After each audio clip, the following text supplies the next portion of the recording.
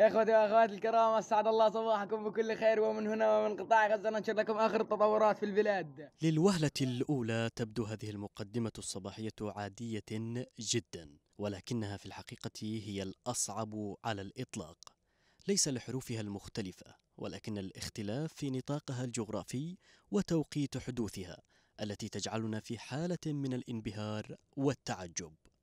يا اخوتي واخواتي، عدنا لكم من قلب استديو العالمية، استديو عبو طبعا، هذا محدش يسرقوا مني، هذا الاستديو من هنا بدأنا ومن هنا ننهي. تخيلوا أن ابتسامة هذا الشاب الفلسطيني تظهر من وسط مساحات الدمار الشاسع وأصوات القصف الحاصل في قطاع غزة بشكل متواصل وغير معهود.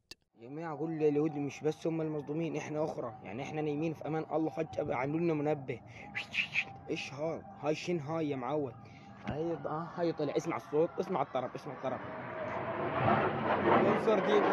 عبد الرحمن بطاح شاب فلسطيني يعيش في قطاع غزة، لاقى شعبية واسعة على السوشيال ميديا بسبب وصفه الطريف للواقع وتصويره لفيديوهات كوميدية مختلفة وسط صواريخ الاحتلال الإسرائيلي التي تضرب من فوق رأسه وبالقرب منه. الوضع آيس، كوفية الطيارة تضرب، وقول حسبي الله ونعم الوكيل في الاحتلال.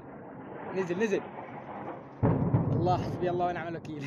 بتلفونه المحمول وكلماته البسيطة وروحه الخفيفة ينشر عبد الرحمن مقاطع الفيديو على صفحته الشخصية، حيث أن عدد متابعيه بلغ 1,000,000 متابع في الانستغرام، وعدد المشاهدات تصل بالملايين. عبد الرحمن بطاح ومثله الكثير من الشباب الفلسطيني يعيشون أوضاعا معيشية صعبة وحياة غير آمنة بسبب الاحتلال الإسرائيلي، لكنهم متمسكون بالحياة ومحافظون على ابتسامتهم الجميلة كرسالة للعالم أجمع وللمحتل بشكل خاص على أن فلسطين أرضهم وأنهم باقون فيها أحياء وأمواتا.